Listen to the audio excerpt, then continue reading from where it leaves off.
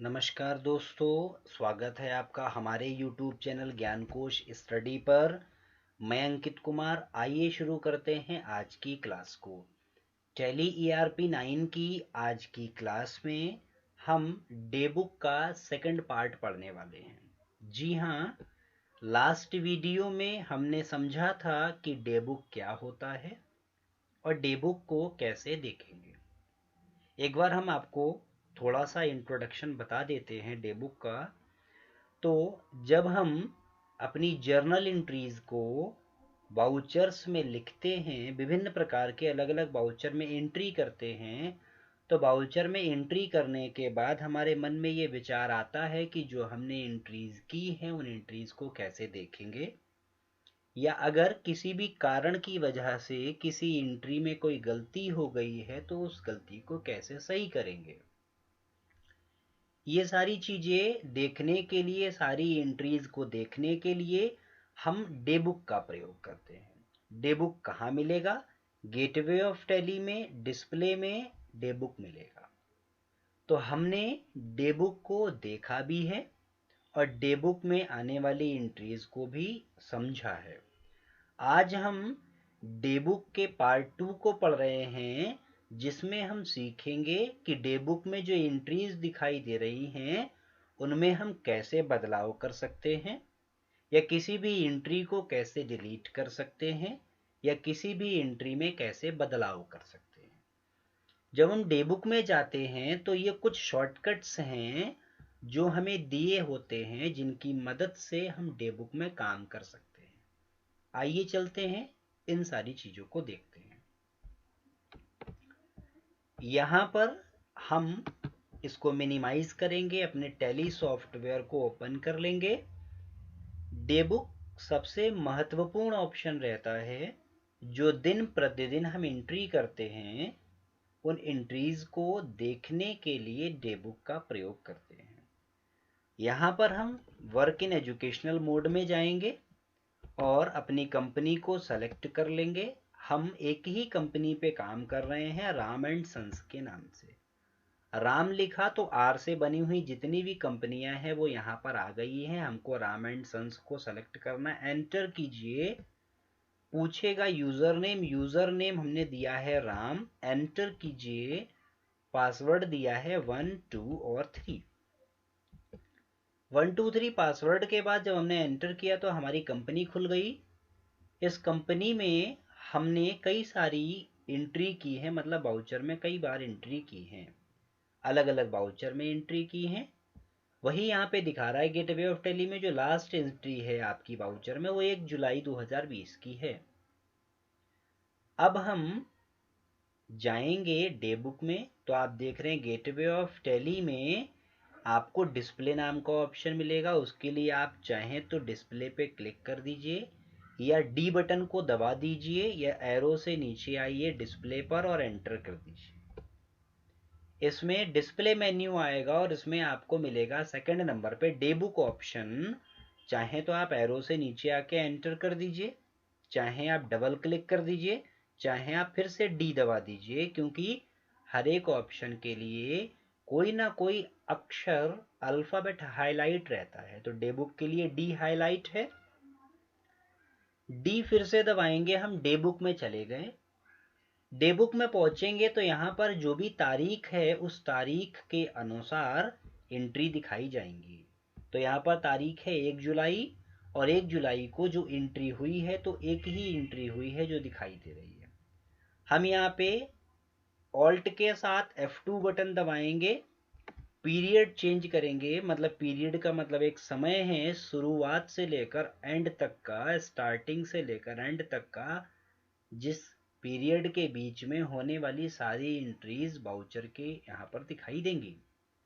तो यहाँ पर हम देंगे 1 स्पेस 4, मतलब 1 अप्रैल से 1 जुलाई तक की सारी एंट्री देखनी है। एंटर कीजिए, सारी एंट्री आ गई।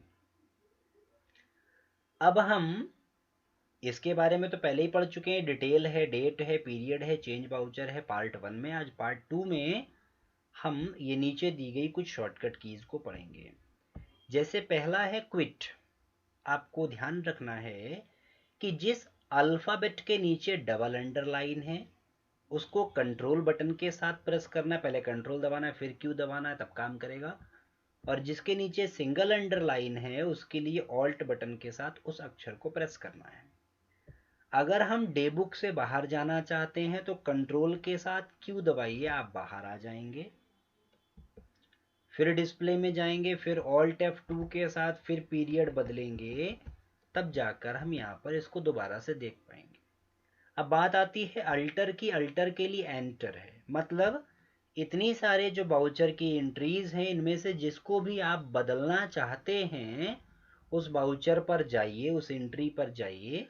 जैसे हम कैपिटल की एंट्री पे गए, रिसिट बाउचर की एंट्री है और हमें इसमें बदलाव करना। मान लीजिए व्यापार में 1,70,000 रुपये लगाए थे लेकिन 1,50,000 गलती से लिख दिया, हम बदलना चाहते हैं। सीधे एंटर कीजिए, एंट्री खुल जाएगी बाउचर के साथ में। रिसिट बाउचर आ गया, बाउचर नंबर 1 है, तारीख 1 मई को ये एंट्री हुई है। कैपिटल क्रेडिट हुआ है 1,50,000 से, कैश डेबिट हुआ है 1,50,000 से, लेकिन यहाँ पे कैश में 1,25,000 इसलिए आ रहा है क्योंकि पेमेंट भी किया होगा, इस वजह से पैसा कम हो गया। नरेशन दिया है being business started with cash, मतलब इस एंट्री में बिजनेस स्टार्ट किया गया है।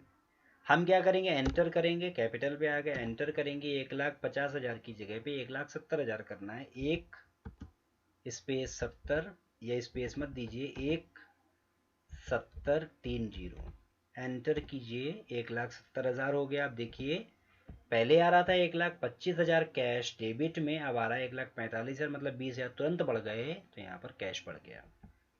एक्सेप्ट कर लीजिए, कुछ नहीं करना है आपको, सिर्फ एक्सेप्ट करना है। देखिए 1,70,000 रुपये होगा, एंट्री में बदलाव हो गया। अब बात करेंगे हम डिलीट की। तो यदि हम किसी बाउचर को डिलीट करना चाहते हैं तो उसके लिए, जैसे मान लीजिए जर्नल बाउचर को डिलीट करना चाहते हैं, या हम सेल्स बाउचर को डिलीट करना चाहते हैं, या हम कॉन्ट्रा बाउचर को डिलीट करना चाहते हैं, तो हमने क्या किया, डिलीट तब करते हैं जब बाउचर में गलत एंट्री हो गई, या तो सही कर लीजिए या उसको डिलीट कर दीजिए। ऑल्ट के साथ डी दबाइए, मैसेज आएगा, डिलीट करना है, हमने वाई दबा दिया तो आप देखेंगे कि बाउचर गायब हो गया, डिलीट नहीं हुआ, मतलब डिलीट हो गया, दिखाई नहीं दे रहा है। अब हम बात करेंगे कैंसिल करने की। यदि किसी बाउचर को हमें कैंसिल करना है तो उस बाउचर, क्योंकि बाउचर मतलब लेन देन हुआ, उस बाउचर का प्रयोग नहीं रह गया, उसको कैंसिल करना। जैसे जर्नल वाला हमें कैंसिल करना है, ऑल्ट के साथ एक्स। हम यहाँ पे जर्नल का बाउचर कैंसिल नहीं करेंगे, हम यहाँ पे अभी से जो माल खरीदा है या जो हमने पेमेंट किया है उसको कैंसिल करना है। ऑल्ट के साथ एक्स बटन दबाइए, देखिए बाउचर कैंसिल कह रहा है, कैंसिल करना है, वाई बटन दबा दिया, ये देखिए लिख कर आ रहा है कैंसिल्ड, ये बाउचर कैंसिल हो गया, देखिए अमाउंट चला गया वहां से तुरंत। अब हम बात करेंगे डुप्लीकेट की। डुप्लीकेट का मतलब, आप डे बुक में हैं और आपको याद आया कि हमने परचेज की एक और एंट्री करनी चाहिए थी लेकिन की नहीं। परचेज की यहाँ पे 4 एंट्री हैं, एक परचेज राज ट्रेडर्स से किया है, एक नगद किया है, एक राज ट्रेडर्स से किया है, एक अभी ट्रेडर्स से किया है, अभी प्राइवेट लिमिटेड से किया है। अब आपको याद आया कि अभी प्राइवेट लिमिटेड से माल 1 जुलाई को आया था लेकिन हम एंट्री करना भूल गए। आपको वापस जाने की जरूरत नहीं, आप यहीं से उस एंट्री को कर सकते हैं। जैसे 1 जुलाई को आया था और माल उतने का ही आया जितने का जून में आया था, तो जून की तो एंट्री है ही 6,250 रुपये की, आपको यही एंट्री रिपीट करनी है, मतलब डुप्लीकेट एंट्री बनानी है। तो आप यहाँ पे ऑल्ट के साथ 2 दबाएंगे, यहाँ पे क्लिक करेंगे, वही एंट्री खुल गई। अब हम यहाँ पे क्या करेंगे, डेट चेंज करेंगे, F2 से 1 स्पेस 7, मतलब 1 जुलाई, तारीख बदली है, बाकी कुछ नहीं बदला। बिल नंबर बदला जाएगा, बिल नंबर बदल दीजिए, और बाकी सब कुछ वैसे ही रखना है क्योंकि सेम आइटम है, सेम अमाउंट है, सब कुछ सेम है, बस दूसरी एंट्री है दूसरे महीने में, मतलब माल 2 बार आया, इस आधार पे आपने एंट्री कर दी। देखिए 1 जुलाई को भी एंट्री दिखा रहा है 6,250 रुपये की, यहीं से आपने डुप्लीकेट बाउचर बना लिया। अब आपको बाहर जाके दोबारा से एंट्री करने की आवश्यकता नहीं है। ऐड बाउचर, कोई नया बाउचर ऐड करना है फॉर एग्जाम्पल कि यहाँ पर जो मई की एंट्री है वो लास्ट एंट्री है परचेज की, उसके बाद जून शुरू हो गया, मई की एक और एंट्री रह गई, या जून के बाद एंट्री करें, मतलब एक बाउचर ऐड करना है तो ऑल्ट के साथ ए दबाएंगे, ऐड बाउचर, नया बाउचर ऐड हो जाएगा। मान लीजिए हमने सेल की एंट्री करनी है, F8 दबाया और यहाँ पे F2 से तारीख चेंज करी 1 जुलाई के बाद अगस्त, एंटर कीजिए।